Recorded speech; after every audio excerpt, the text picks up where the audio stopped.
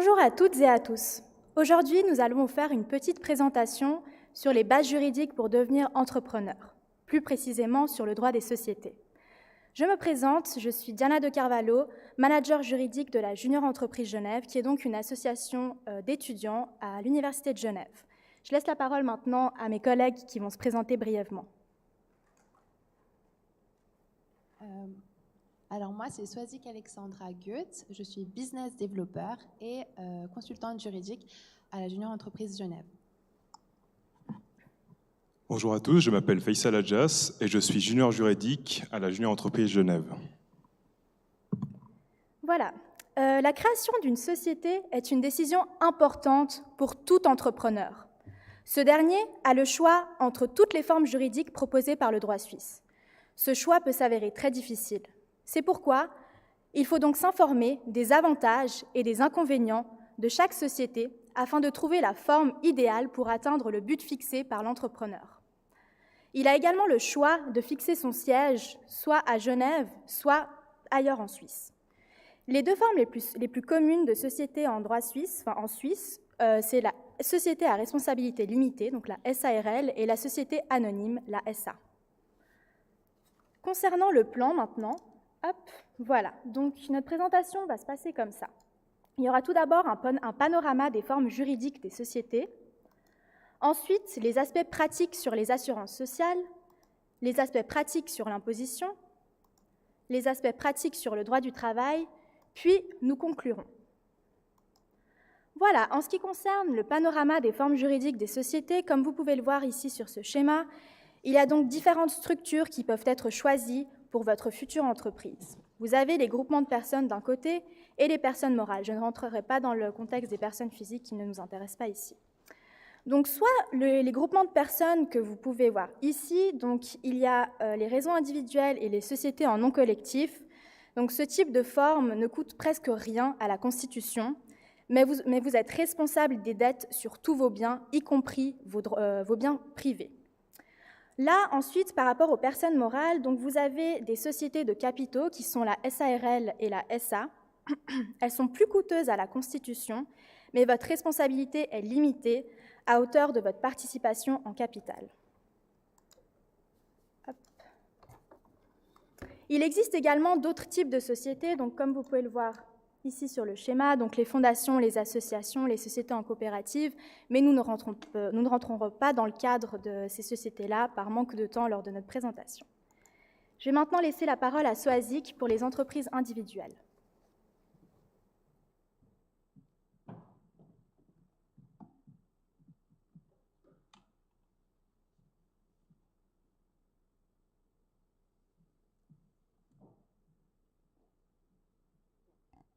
Bonjour à tous et bienvenue à cette présentation. Comme l'a dit Diana, nous allons présenter toutes les entreprises sous forme de panorama. Et nous allons commencer par l'entreprise individuelle. Donc, cette forme de société est assez spéciale du fait qu'elle n'est pas réglementée dans le Code des obligations. Elle fait partie du groupement de personnes qui n'ont pas de personnalité juridique. Mais malgré son absence dans le CO, elle est quand même suffisamment courante en Suisse. Son activité, elle découle de l'activité principale du propriétaire de l'entreprise, ce qui implique donc un revenu régulier et il faut donc la réalisation d'une suite d'affaires.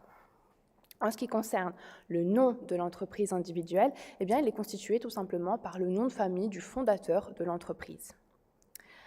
Pourquoi est-ce que vous pourriez être intéressé par cette forme d'entreprise? Tout simplement, il y a plusieurs avantages. Nous pouvons le voir grâce à ce schéma. Le principal avantage, c'est qu'il n'y a pas de formalité requise. Il n'y a pas besoin de conditions spécifiques pour créer une entreprise individuelle. Ensuite, en ce qui concerne l'inscription au registre du commerce, elle n'est requise uniquement si l'activité économique indépendante de l'entreprise dépasse 100 000 francs de chiffre d'affaires. Ensuite, il faut quand même garder à l'esprit qu'une inscription à la caisse AVS est quand même requise pour formaliser le démarrage de l'activité. Mais qui dit avantage dit aussi désavantage, évidemment. Il faut avoir à l'esprit que le propriétaire endosse une responsabilité personnelle illimitée. C'est celui qui gestionne l'entreprise de manière unique et il a aussi le pouvoir décisionnel absolu. C'est-à-dire, par exemple, il peut prendre tout seul les décisions vis-à-vis des investissements au sein de la société ou encore à propos des licenciements. Pour finir, le propriétaire assume seul les pertes et les risques de la société, ce qui représente évidemment un désavantage en cas de situation économique compliquée et difficile. La deuxième entreprise que nous allons vous présenter aujourd'hui, c'est la société simple qui, contrairement à l'entreprise individuelle, est réglementée dans le Code des obligations. C'est aussi une société assez particulière, notamment par le fait qu'elle n'est pas considérée comme une société en tant que telle dans le droit suisse.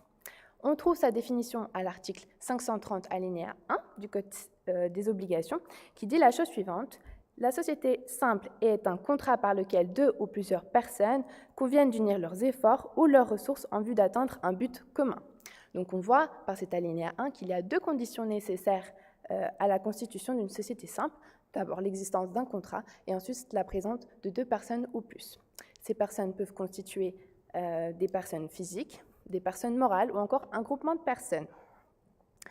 En ce qui concerne les conditions formelles pour constituer la société, eh bien, à nouveau, il n'y en a pas, aucune forme spécifique n'est requise. Il peut donc s'agir d'un acte oral ou un acte visant un but commun, mais toutefois, nous recommandons toujours vivement la forme écrite.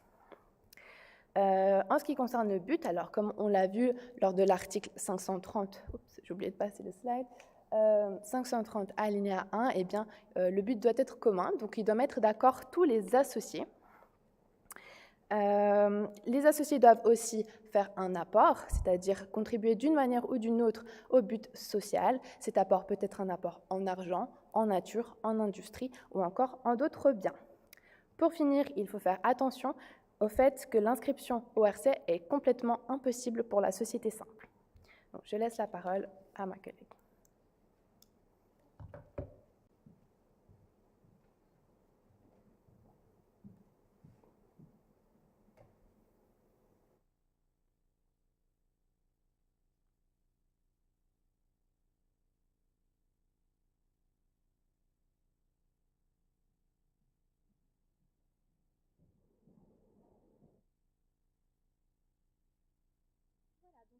Maintenant, je vais vous parler de la société en nom collectif, la SNC. Les bases légales pour cette société sont les articles 552 à 593 du Code des obligations. Cette forme juridique est idéale pour les petites entreprises dont les associés ont une proximité personnelle et professionnelle. La SNC se prête en particulier à l'exercice commun d'une activité indépendante en tant qu'entreprise commerciale et pour les petites entreprises artisanales exploitées par des personnes étroitement liées, par exemple des personnes d'une même famille. En ce qui concerne donc l'importance économique, donc la SNC est une forme juridique qui s'adresse à une entreprise commerciale contractée par 2 ou plusieurs personnes physiques. En Suisse, il existe plus de 8000 entreprises présentant cette forme juridique, ce qui est très peu. Les études d'avocats, par exemple, les restaurants, les entreprises artisanales et les entreprises commerciales locales sont en général organisées sous cette forme-là. Les associés sont considérés comme des indépendants. En ce qui concerne la fondation de la SNC, donc, elle prend naissance avec l'inscription au registre du commerce qui est obligatoire et préférablement avec la conclusion d'un contrat de société. Donc c'est facultatif, mais on vous le recommande vivement afin de pouvoir régler les parts sociales ainsi que les participations des associés dans cette société. En ce qui concerne les avantages et les inconvénients de ce type de société, donc la fondation d'une SNC ne requiert pas de capital constitutif. L'acte de fondation ainsi que sa structure organisationnelle interne sont très simples. Pour les inconvénients, donc, la question de la responsabilité peut être très problématique, étant donné que les associés répondent de manière solidaire et illimitée sur leurs biens. Il existe donc une interdépendance entre les associés. Le droit de regard de tous les associés peut entraver la flexibilité entrepreneuriale. La flexibilité professionnelle des associés est également limitée par la prohibition de concurrence, par exemple.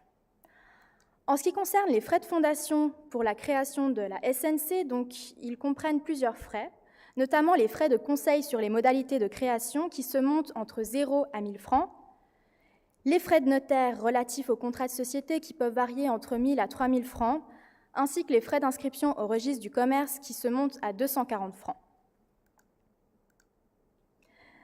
Pour le capital obligatoire, donc, comme je vous l'ai dit précédemment, la SNC ne prévoit aucune exigence minimale de fonds propres. Le montant et les parts sociales des associés sont fixés préférablement dans le contrat de société. Donc c'est aux articles 557 CO et 531. Pour les apports, donc ceux-ci peuvent être variés. L'associé peut apporter, peut faire des apports en nature, en travail, en créances, en argent et puis d'autres biens. Pour l'organisation interne, donc, la société en nom collectif ne prévoit pas de constitution d'organes. Toutefois, il est vivement recommandé d'en prévoir dans le contrat de société. Pour revenir sur la responsabilité, en première ligne, la fortune sociale répond des obligations de la SNC. Et c'est seulement en deuxième instance, subsidiairement, que les associés répondent de manière solidaire et illimitée aux dettes de la SNC avec leur fortune privée personnelle. Cela est réglé à l'article 568 du Code des obligations. En ce qui concerne la comptabilité, donc les SNC dont le chiffre d'affaires ne dépasse pas les 500 000 francs doivent tenir au minimum une comptabilité simplifiée qui ne comporte que les recettes, les dépenses et le patrimoine de celles-ci. Par contre, les SNC qui réalisent un chiffre d'affaires égal ou supérieur à 500 000 francs lors du dernier exercice comptable doivent tenir une comptabilité et présenter des comptes conformément aux règles établies dans le Code des obligations, aux articles 957 et suivants. Il est quand même recommandé de tenir des comptes détaillés et séparés pour chaque associé, car la situation vis-à-vis de la société peut évoluer assez rapidement. En ce qui concerne donc la représentation, la fonction de gestion de la SNC incombe à tous les associés dans la mesure où elle n'est pas réglée différemment par une décision des associés. Au moins un des associés doit être autorisé à représenter la société. Cela doit être inscrit dans le registre du commerce afin que les tiers puissent voir qui c'est qui représente la société en dehors. Pour la sortie et la transmission de cette SNC, une part de la société en nom collectif ne peut être transmise sans le consentement des autres associés. D'un point de vue matériel, la transmission partielle ou complète de l'activité s'effectue par les transferts des actifs ainsi que des passifs.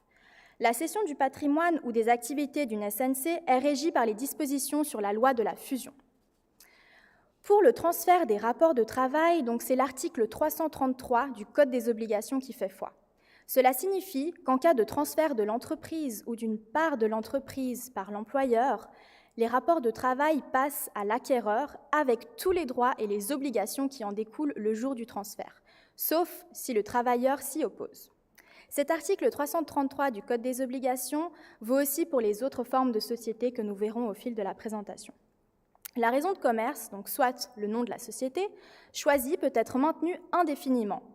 Dans le cas des sociétés de personnes, un changement d'associé n'aura aucune incidence sur la raison de commerce et le choix d'une autre forme juridique ne touchera idéalement que l'indication à la fin de la dite forme juridique. Donc, c'est-à-dire si vous avez le nom d'une société puis à la fin vous avez le terme SNC, SA ou SARL, il y aura juste ça qui sera peut-être modifié si la forme juridique de la société change. En ce qui concerne la dissolution, donc celle-ci s'effectue par l'ouverture de la faillite. La liquidation peut également être décidée par le consentement de tous les associés ou alors de la majorité des associés, si tel est le cas dans le contrat de société. Et les cas de dissolution de la société simple sont aussi applicables. Par exemple, si la réalisation du but commun est impossible, alors nous pouvons dissoudre la SNC. Voilà, alors, juste avant de passer à ce temps en commandite, je vais juste boire un peu d'eau.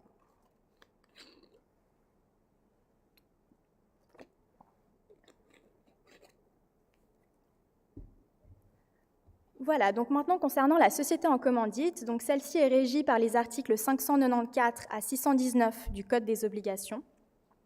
Donc cette forme juridique convient particulièrement aux petites entreprises de personnes à travers les différentes responsabilités, donc celles des commandités et des commanditaires. Nous verrons plus tard ce que cela signifie.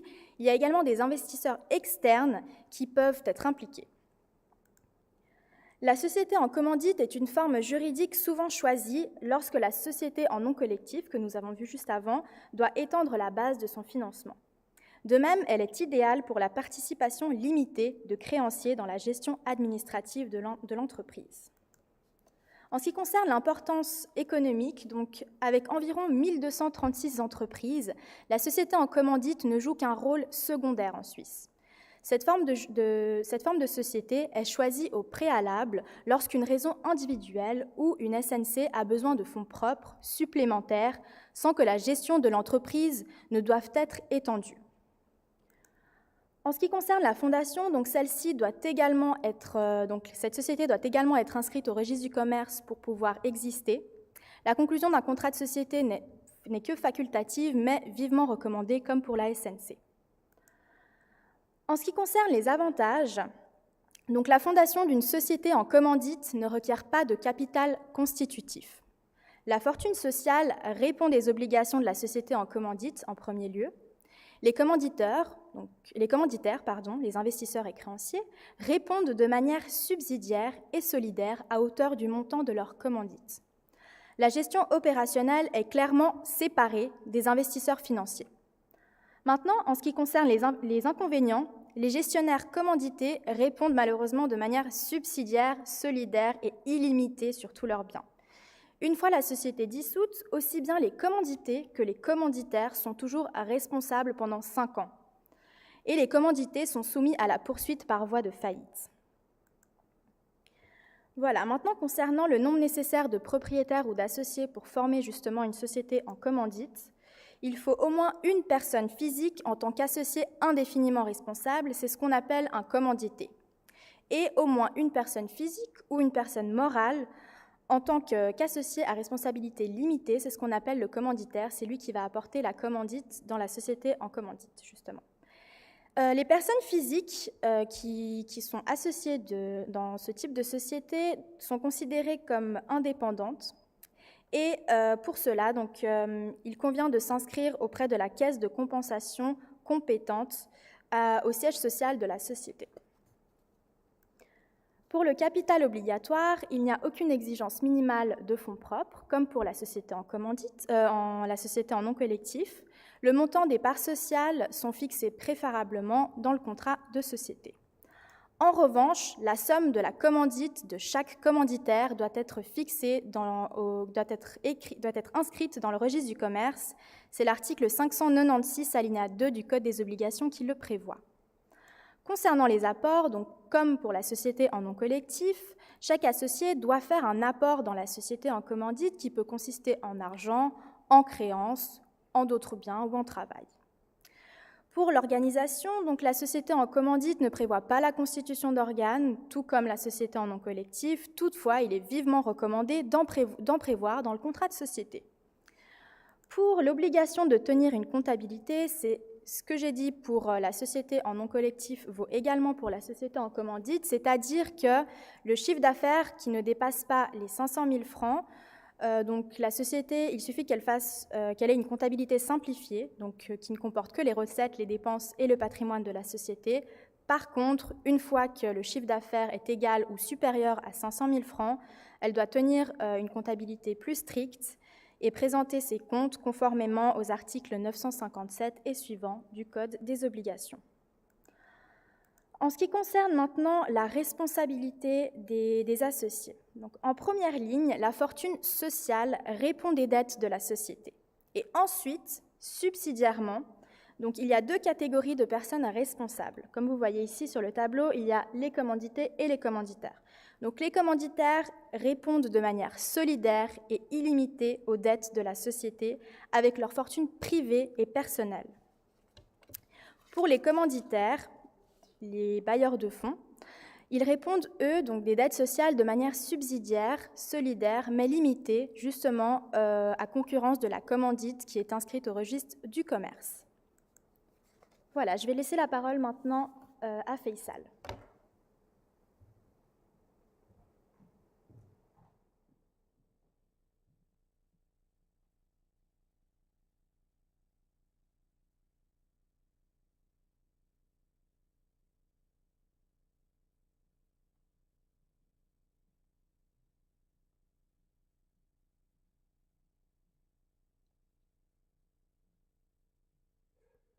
Alors, bonjour à toutes et à tous, rebonjour plutôt. Donc, je vais vous présenter les sociétés qui sont le plus répandues en Suisse, c'est-à-dire la SARL et la SA.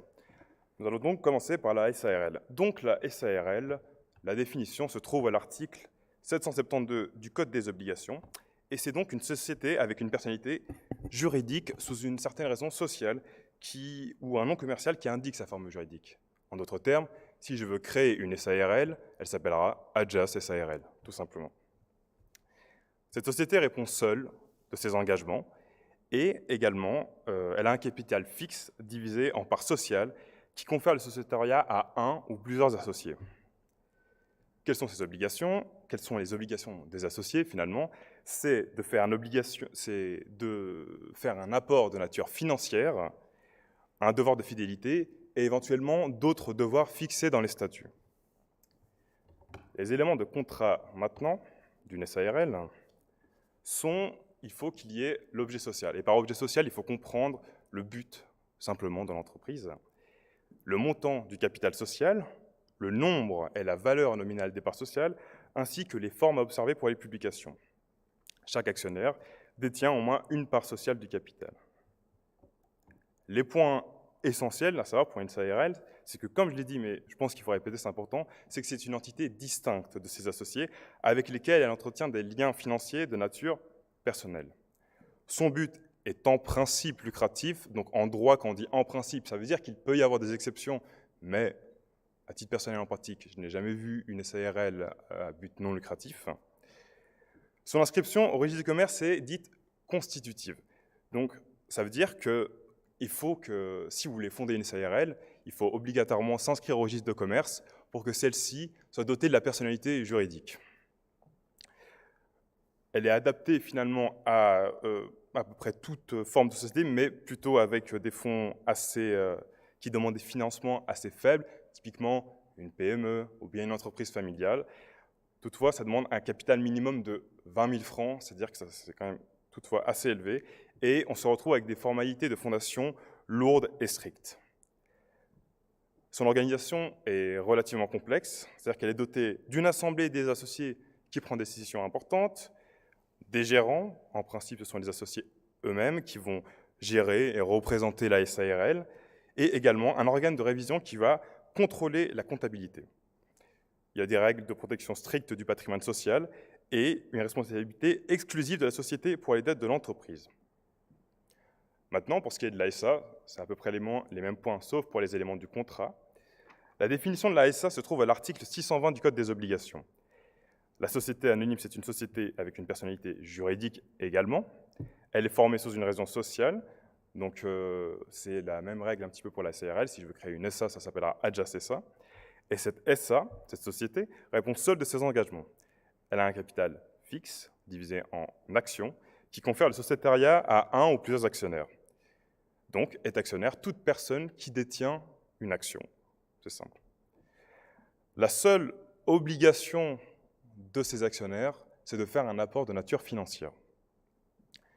Pour ce qui est des points essentiels, c'est une entité juridique distincte de ses associés, encore une fois, avec lesquels elle n'entretient que des liens de nature financière ou capitaliste. Son but est également en principe lucratif, c'est la même chose que pour la SARL, je n'ai jamais vu une SA à but non lucratif. Elle est adaptée à toute forme d'activité économique qui nécessite un financement même très important. Toutefois, on retrouve un capital minimum qui est beaucoup plus élevé, c'est-à-dire qui est de 100 000 francs. Son inscription au registre de commerce est également constitutive, donc nécessaire pour acquérir la personnalité juridique. Et elle a une organisation qui est assez complexe. Donc une assemblée générale des associés qui prennent les décisions importantes, un conseil d'administration qui gère et représente la société, et troisièmement, un organe de révision qui contrôle la comptabilité. Maintenant, c'est un peu du théorique tout ça. Je vous propose de passer un peu aux pratiques. Imaginons que vous, ce que je vous souhaite d'ailleurs, que vous créiez une SARL ou une SA dans le canton de Genève. Voilà, donc il faut rechercher les informations et les conseils qui concernent la forme juridique. Donc voilà, quel est son financement, qu'est-ce que vous voudriez faire, quel type d'activité vous voudriez faire. Il faudrait, on remercie le fédéralisme parce qu'il faut vérifier la disponibilité de la raison sociale, auprès de l'Office du registre de commerce qui finalement est un registre fédéral qui regroupe tous ces noms. Donc, vous cherchez, typiquement si vous avez une idée pour la raison sociale de votre entreprise, de votre SA ou SARL, vous tapez le nom, et si c'est pris, vous ne pouvez pas, il faudra trouver autre chose, tout simplement. Il faudra après déposer le capital social auprès d'une banque sur un compte de consignation, et là où les fondateurs devront signer l'acte authentique devant le notaire, après l'inscription au registre de commerce, et enfin, sur présentation de l'extrait du RC, le conseil d'administration dispose du capital libéré. Donc, ça paraît simple comme ça parce que c'est en 6 points, mais c'est quand même ce sont des démarches longues et compliquées. Ce petit tableau récapitulatif, c'est donc pour récapituler ce que mes collègues vous ont dit juste avant, c'est que les inscriptions sont obligatoires pour les SA, SARL, SNC et les SC. Donc on est obligé de s'inscrire, sauf pour l'entreprise individuelle, à part si le chiffre d'affaires d'une entreprise individuelle dépasse les 100 000 francs de chiffre d'affaires par année. Comme vous voyez la petite note juste en bas, une inscription au RC est impossible pour la société simple. Maintenant, un bref aperçu de l'aspect pratique sur les assurances sociales, ça va aller assez vite, c'est que pour les entreprises individuelles, les sociétés simples et les SC, la personne physique doit être reconnue indépendante par les assurances sociales. Donc, il faudra s'inscrire auprès de la caisse de compensation compétente du siège social de la société.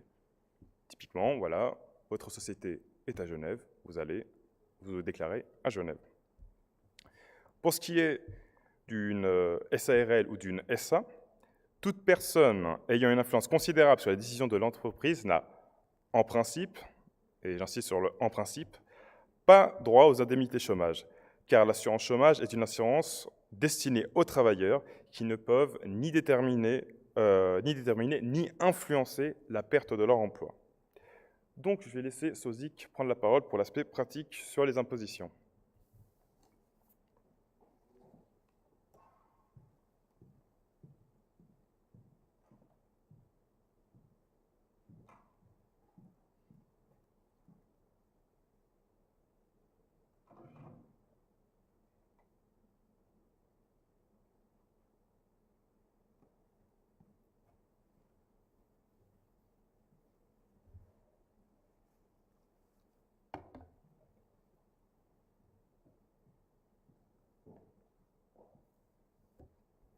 Alors effectivement, je vais enchaîner avec l'aspect pratique sur l'imposition des sociétés. Et comme vous le savez sûrement, eh bien, le choix d'un régime fiscal d'une entreprise dépend notamment du statut juridique pour lequel l'entrepreneur a opté. Donc il y a des critères qui permettent à cet entrepreneur de choisir le meilleur régime fiscal le plus adapté à sa situation. Pour ceci, eh bien, nous allons analyser le sujet fiscal. Il y en a plusieurs selon le droit suisse et notamment il dépend de si on se trouve dans un aspect de personnes physiques, donc des personnes privées comme vous et moi, ou encore une société de personnes ou des sociétés de capitaux.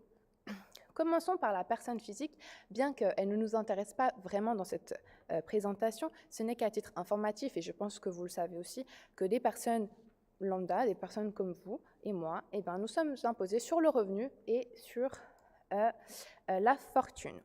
C'est la loi sur l'imposition directe qui s'applique, c'est notamment l'article 3 et 6 qui entrent en ligne de compte. Cette même loi s'applique également pour les sociétés de capitaux et pour les sociétés de personnes. Nous allons nous intéresser davantage sur les sociétés de personnes, et les sociétés de capitaux. Et nous pouvons les différencier grâce à deux principes qui font partie du droit suisse. Tout principalement, le principe de la transparence qui s'applique aux sociétés de capitaux. Eh bien, il faut savoir que pour les sociétés de personnes, Pour les sociétés de personnes, il faut savoir que la société en tant que telle n'est pas le sujet fiscal. Ce sont les associés, les personnes qui la constituent, qui sont le sujet fiscal. Ainsi, elles sont imposées comme des personnes privées, comme des personnes indépendantes au sens de l'article 18 LIFD. Donc, chaque associé doit, dans sa déclaration d'impôt, mettre le montant du bénéfice qu'il a reçu. L'entreprise est imposée donc sur le revenu comme une véritable personne privée. Le revenu est composé des salaires des associés qui est ensuite additionné aux bénéfices reçus par la société. De plus, la société de personnes est imposée sur sa fortune, c'est une fortune commerciale, c'est-à-dire que si l'on vend un des actifs de la société, eh bien, c'est comme si on avait réalisé un revenu et le montant sera imposé. Passons au deuxième principe, qui est le principe de la séparation juridique, et cette fois-ci, elle s'applique aux sociétés de capitaux. Eh bien, contrairement aux sociétés de personnes, cette fois-ci, on va créer un nouveau sujet fiscal, c'est la société. La société produit du bénéfice et donc elle va être imposée sur ce bénéfice et elle a aussi un capital, ce sera une fortune qui sera imposée donc sous le nom d'imposition du capital. Comme on crée une nouvelle personne qui est sujette à l'imposition, il y a quelque chose d'assez particulier en droit suisse, c'est la double imposition juridique. Donc on va regarder ça plus en profondeur. Eh bien la double imposition économique, c'est le fait que le bénéfice est d'une fois frappé par l'impôt sur le bénéfice, eh bien, il est imposé au niveau de la société. C'est la société qui va être sujette à l'imposition, mais aussi les associés qui la constituent. Parce qu'il ne faut pas oublier que dans une société de capitaux, comme l'a dit Faisal tout à l'heure, eh bien, ce sont les SA, les SARL, et elles sont aussi composées d'associés et d'actionnaires. Ceux-ci reçoivent une part du bénéfice, ça peut être tant un dividende, une action ou un intérêt, et seront alors imposés comme une imposition sur le revenu. Alors l'imposition sur le bénéfice au niveau des sociétés, elle est à hauteur de 14%. Cela a changé le 1er janvier 2020, puisque avant cette période, eh bien, le taux d'imposition était à 25%. Suite à la nouvelle année 2020, le taux d'imposition a baissé. Pour ce qui concerne les associés qui sont donc imposés sur ce même bénéfice, c'est l'imposition sur le revenu et il est à hauteur de 40%. Concentrons-nous désormais sur un aspect un peu plus pratique, sur l'imposition des sociétés de capitaux. Eh bien, il y a deux sortes d'impôts, les impôts directs et les impôts indirects. En ce qui concerne l'impôt direct, il y a d'abord l'impôt fédéral et cantonal sur le bénéfice. Donc, comme on l'a vu, les sociétés de capitaux font un rendement et elles sont imposées sur ce rendement. C'est tant la Confédération que les cantons qui pratiquent cette taxation des frais et des profits. Et il faut noter que l'assujettissement débute le jour de l'inscription au registre du commerce. Comment est calculé cet impôt sur le bénéfice? Eh bien, cela dépend de la situation géographique dans laquelle vous vous trouvez. En effet, la Confédération et certains cantons, comme c'est le cas de Genève, de Lucerne, de Fribourg, du Tessin et encore du canton de Vaud et plein d'autres cantons encore que je ne citerai pas, utilisent un taux d'imposition dit proportionnel. C'est un impôt simple qui est en pourcent du bénéfice. Pour la Confédération, c'est un taux fixe qui est à 8,5% du bénéfice. Et pour les cantons, eh bien, le taux peut varier entre 2% et 24%. Dans le reste des cantons, c'est un système mixte qui s'applique. C'est un système qui tient compte de l'intensité du rendement. Et cette intensité du rendement, eh bien, elle dépend du capital, des réserves et des bénéfices. Toujours sur ce groupe d'impôts directs, il y a l'impôt cantonal sur le capital social, donc il n'est que perçu par les cantons, ce n'est pas l'affaire de la Confédération. Et dans la majorité des cantons, eh bien, c'est une redevance qui peut aller entre 3 et 9 pour 1000. Il y a une seule exception, c'est le canton du Valais qui, lui, connaît un tarif légèrement progressif. Finalement, pour finir cette catégorie des impôts directs, il y a encore l'impôt fédéral et cantonal sur le revenu, l'impôt cantonal sur la fortune, ainsi que sur les gains immobiliers, et l'impôt fédéral anticipé. Passons désormais aux impôts indirects. Eh bien, ces impôts ne visent que la société en tant que telle. Et il fait donc une grande importance de faire la distinction entre le statut juridique de chaque société. C'est principalement le cas pour la TVA, le droit fédéral de timbre, les impôts cantonaux de consommation spéciaux et les droits cantonaux de mutation. Et pour conclure cette catégorie de l'imposition des sociétés de capitaux, eh bien, il faut savoir que l'assujettissement des sociétés se fait en fonction du siège ou de l'administration effective et encore en fonction du rattachement économique. Et cela se trouve aux articles 50 et suivants de la LIFD.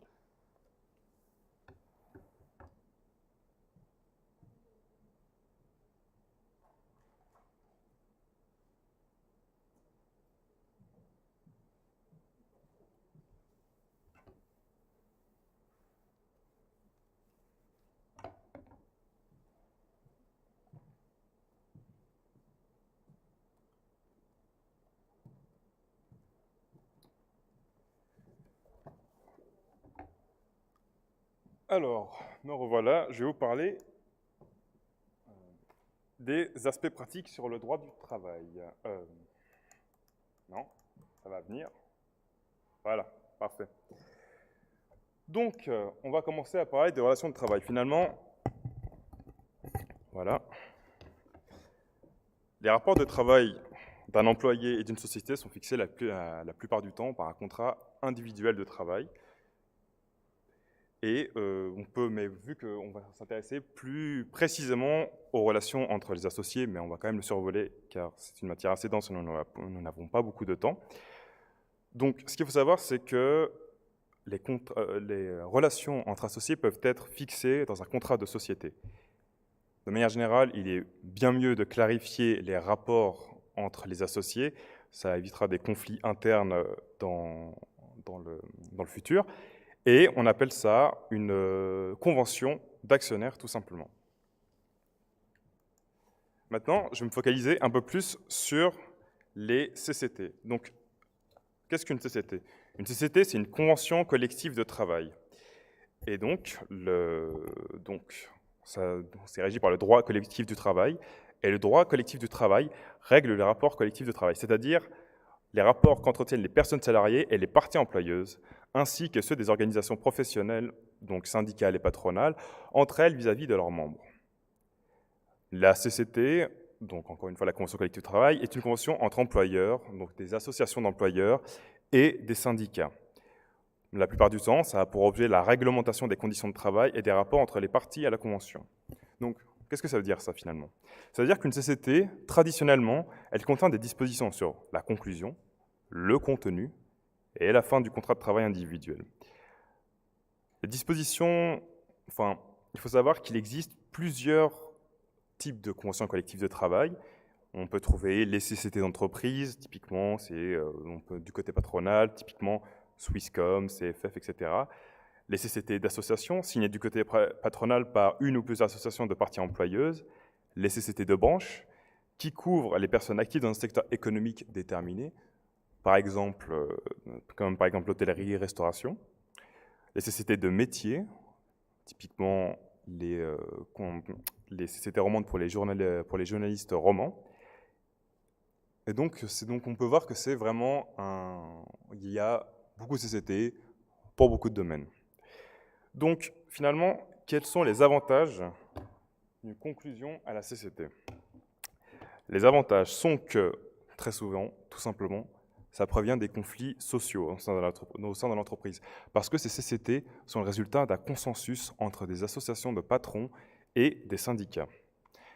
Cela permet aussi de prendre, vu que, comme je vous ai dit, il y a beaucoup de CCT qui prennent en considération les spécificités des corps de métier, cela permet donc d'être une CCT adaptée à l'activité de votre entreprise.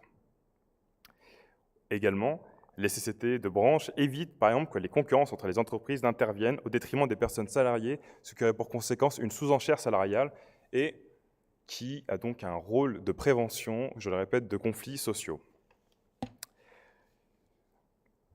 Malheureusement, par manque de temps, nous ne pouvons pas approfondir ce sujet, mais par contre, je vous renvoie à l'excellent livre de la professeure Lempen à ce propos. Nous tenons à remercier l'UNIGE et Madame Constance Mueller de nous avoir donné cette occasion de pouvoir vous parler du droit des sociétés, même si c'est une matière aride, c'est une matière qui est très importante. Et si, malgré cette présentation, un doute devait subsister dans votre esprit, sachez que la junior entreprise, mon département, notre département, pourvoit des conseils juridiques le lundi donc de 16h30 à 18h30 et le mercredi de 12h15 à 14h15. Donc, comme vous pouvez le voir, on couvre un panel assez large de droits, du droit des sociétés, au droit des contrats, assurance sociale, étranger, droit du bail, droit de la famille, droit des poursuites, et la nouveauté, c'est qu'on répond aux questions juridiques liées au Covid. Donc, je vous remercie et j'espère vous voir dans une permanence juridique. Enfin, non, je n'espère pas vous voir parce que sinon, c'est que vous avez des problèmes, mais je vous remercie de nous avoir écoutés. On va répondre aux questions.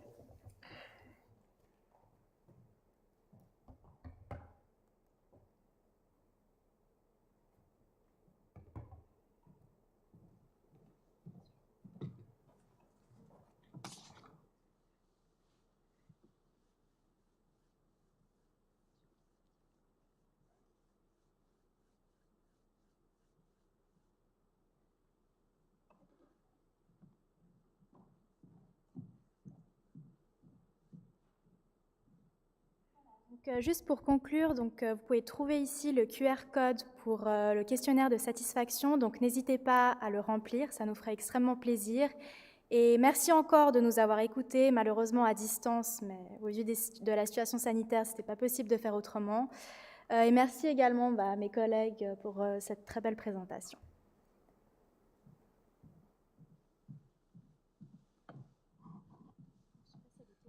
Oui, alors je vois sur le chat qu'il y a quelques questions. Donc on va commencer par la première. Donc on nous demande qu'est-ce qu'un bien en nature?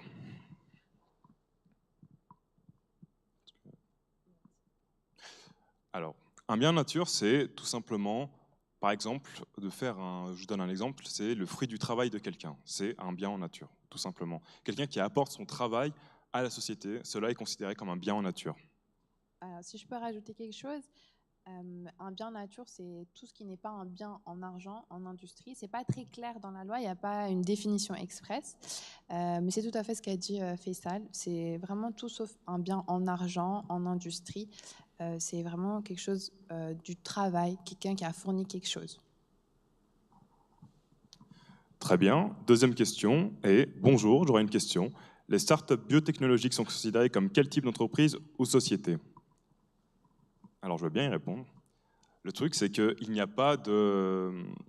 C'est-à-dire que c'est selon la forme juridique selon laquelle elles vont s'organiser, selon tous les points qu'on a décrits, elles seront qualifiées d'une certaine manière. Si elles sont organisées comme une SS, ça sera considéré comme une société simple. Si elles se sont organisées en SARL, ça sera une SARL ou bien une SA, tout simplement.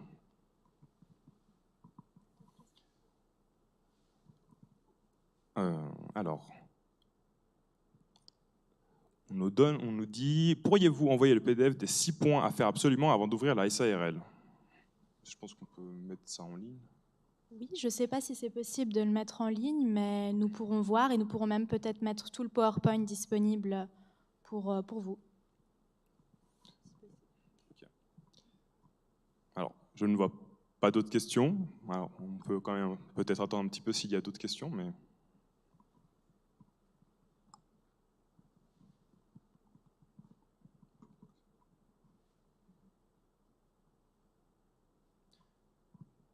Bon, je suppose qu'il n'y a pas d'autres questions, donc nous vous remercions pour ces questions aussi. C'est aussi bien d'avoir un petit peu d'interactivité pendant cette période de Covid. Et puis, bonne journée.